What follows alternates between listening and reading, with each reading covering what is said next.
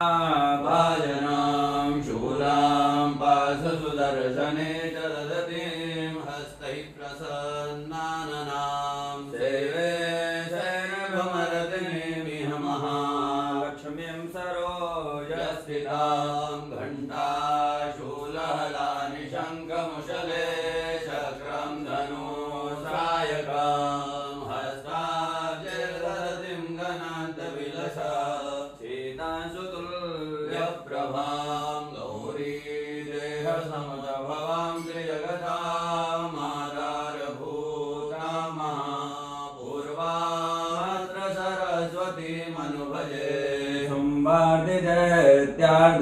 ॐ लीं बगलां ह्रीं सर्वदुष्टानां वाचं मुखं